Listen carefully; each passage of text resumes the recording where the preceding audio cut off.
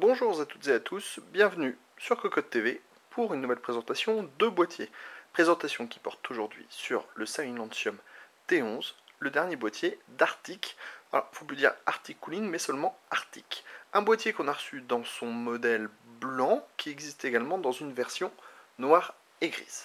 Alors vous allez voir, le boîtier est plutôt très simple dans ses aspects, pas de gris sur le dessus, et vous allez voir, il nous réserve quelques surprises au niveau du châssis. Alors à l'avant, on trouve d'abord cette façade, assez travaillée avec les ouïes pour permettre au ventilateur d'aspirer son air frais. On a du blanc, on a du gris, on a 4 baies 5,25 pouces, dont 2 sont équipées de systèmes mécaniques au niveau des caches. Ensuite, on a les prises additionnelles avec 2 USB, 2 audio, le power on, le reset et la diode d'activité. Ici, petit logo du boîtier et petit logo de la marque. Sur le côté, c'est donc relativement tout blanc, c'est assez logique, avec une grosse grille d'extraction d'air à cet endroit.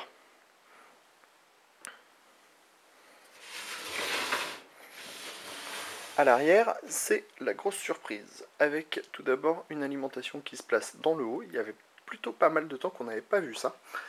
Ensuite, on a l'emplacement de la backplate carte mère, un ventilateur en 120 mm qui est placé en aspiration, et enfin les 7 slots d'extension. Alors par contre, on remarque que l'acier n'est pas d'une qualité exceptionnelle, et il y a même des petits bords qui sont légèrement tranchants, ce qui n'est pas franchement terrible. En dessous, on a juste des pieds en plastique dur, rien de plus, et 2 petites grilles qui permettront à l'air de rentrer dans le boîtier ou de s'extraire. À vous de voir. Et enfin, sur le dernier côté, on retrouve la grille dans le haut. On va tout de suite rentrer à l'intérieur du boîtier, histoire d'en savoir un peu plus. Nous voilà maintenant à l'intérieur du T11 d'Arctic. Très clairement, c'est la grosse déception, puisque la qualité de l'acier est complètement catastrophique, et on a vraiment des bords tranchants, chose qu'on n'avait pas vue depuis très longtemps dans un boîtier. Autrement, on a les 4 baies 5,25 pouces avec 2 systèmes de montage sans vis, mais pas pour les périphériques d'en dessous. On a également un adaptateur 5,25 vers 3,5 pouces. Pour les disques durs, c'est un seul disque dur dans cet emplacement, ou soit alors dans la baie d'adaptation. Un peu plus bas, on a un ventilateur de 120 mm, ici, le même qu'à l'arrière, qui est thermorégulé. C'est du F12TC de chez Arctic, tout simplement. On a ici un grand couloir qui permettra de guider l'air frais vers les cartes graphiques. Alors, c'est en plexi, ça bouge de tous les côtés, c'est franchement pas terrible en qualité, ça présente pas bien du tout même.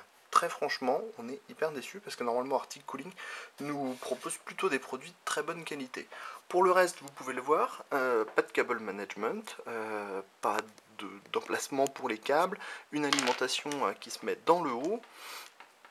Bref, un châssis qui sort de je ne sais où.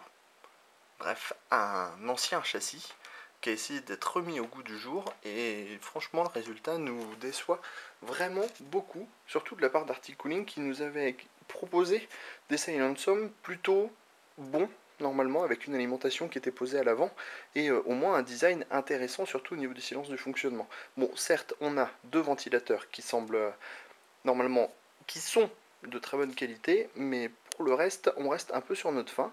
On verra ça dans un test complet prochainement, si ça vaut le coup de dépenser les 50 € que demande quand même le boîtier. A plus tard sur Cocotte TV.